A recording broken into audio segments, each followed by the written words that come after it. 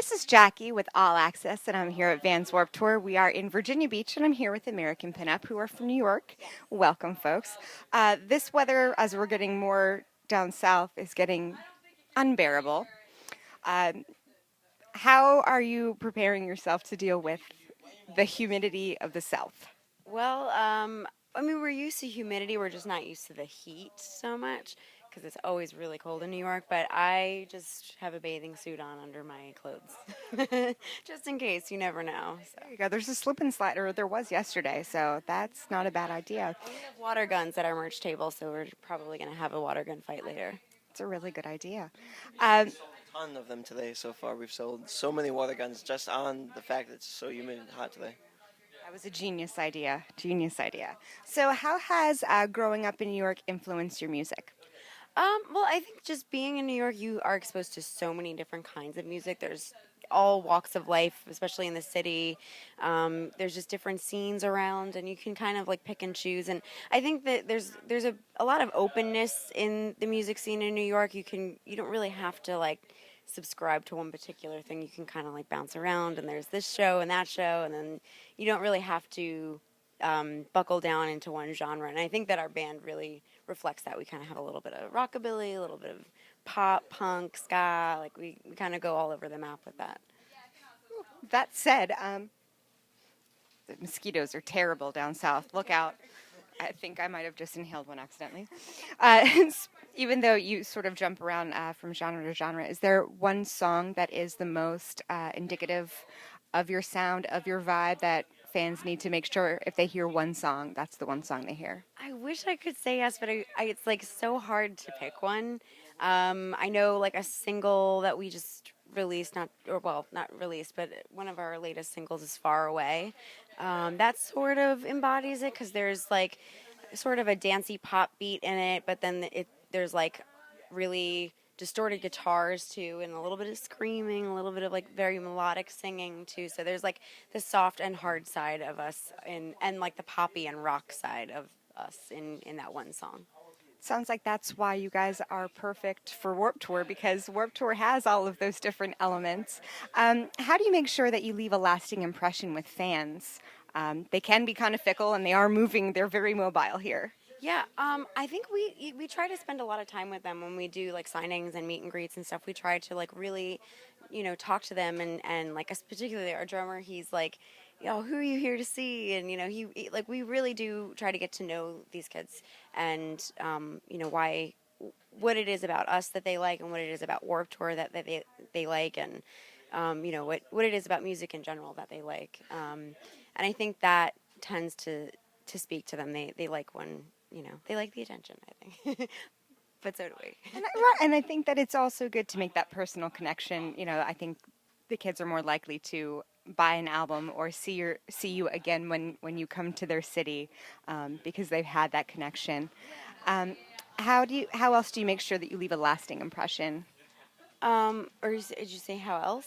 Oh, I don't know. Well, Tim, what do you have to say? Once we finish a set, I'll run right to the front of the crowd, start talking to everyone who was there, give them a set list, say, listen, take this set list, go back to the merch table, and we'll sign it for you. We'll talk to you. Let's keep the stuff moving. You gotta grab them when they're there, and capture them, and throw them over your table, put them over like your shoulder, and just walk them to the merch table and have them.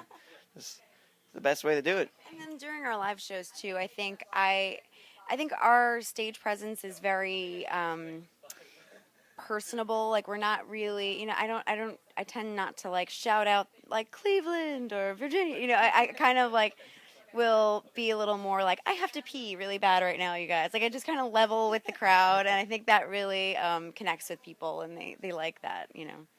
Being human and being honest. That's good. You mentioned Cleveland. Did you guys go to the Alternative Press Awards? Yes, we did. Yeah. What was your favorite performance? Well, we didn't get to stay late enough to see Joan Jett, but that probably would have been my favorite. I actually really liked 21 Pilots. They did they had put on a show. They were really cool. Make sure you go, if you haven't already, check out the streaming or the whatever you call it from their set. One of them climbed the scaffolding. They had a floating drum set. They definitely made sure. Practical, yeah. Yeah. But we are here at Warp's 20th anniversary tour. What were you guys doing 20 years ago? I was wasn't. 7. I was 6, so not much related to Warp Tour. I was probably just discovering something sort of related to punk music, maybe, if that. I don't know. I was like in first grade. I wish I was that cool as a first grader. My mom was like really into alternative music always, and she was like, she would like go to CBGBs and stuff as in her 20s and stuff. So she sort of passed that on to me. Fair enough. That's how you get to be a really cool little kid. Is when you have really cool parents. Right. So that's Definitely. definitely the most important factor. How or when did you realize that you wanted to have a career in music? I think it took me a while to realize I wanted to make it a career, but I always wrote songs. I always wanted to play music. And it was really, I think over the past like 4 or 5 years that I really realized fully that this is the only thing I really can imagine myself doing, and really feeling comfortable doing and being, feeling like I'm doing something that I'm supposed to be doing. But yeah, since I was a little kid, like I remember well before I learned to play an instrument, I would like write these songs. Like I remember I used to call them like topical nursery rhymes. 'Cause they were like little kid songs, but I was always writing. I was always, I always had melodies in my head, and I always had lyrics in my head. And that's, I think, even if I don't end up doing music for the rest of my life as a career, I will always probably write songs. I don't think I can stop doing that. I was always going to perform. I mean, I've been playing music for basically 22, 23 years. I started with piano when I was really young, went to guitar, bass, and now I strictly play just bass. I did a little bit of drumming, some DJing even back in the day. And it was just like, I was always going to be performing something no matter what. And I think some people are natural born performers. No matter what they do, whether it's actual on stage performing or some other version between friends, that's who you are as a person. Do you guys prefer these outdoor shows, or do you like the more personal, smaller club gigs? It's hard to say. I mean, there are pros and cons to both. I mean, in terms of the festival vibe, you get there's a big advantage in that you get crowds from all different types of, followings of different bands. So people who may not necessarily purposely seek you out as a band that they would be interested in might find that, oh, I actually really enjoy this band, and then you get new fans that way.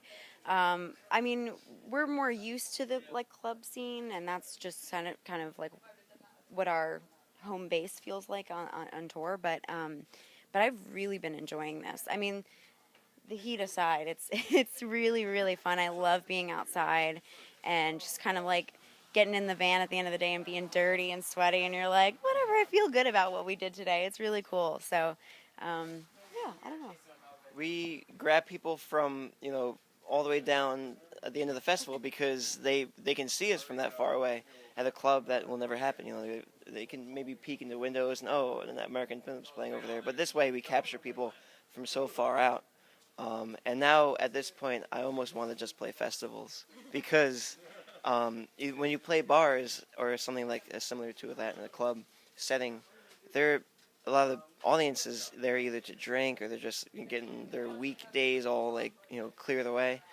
Here, they want music. They're here to support you. They want to care about you. They want to know who you are. They want to find out that you're the same person as them, just like 20 years ago. And I think that is a good point you make, that as musicians, you are just like them.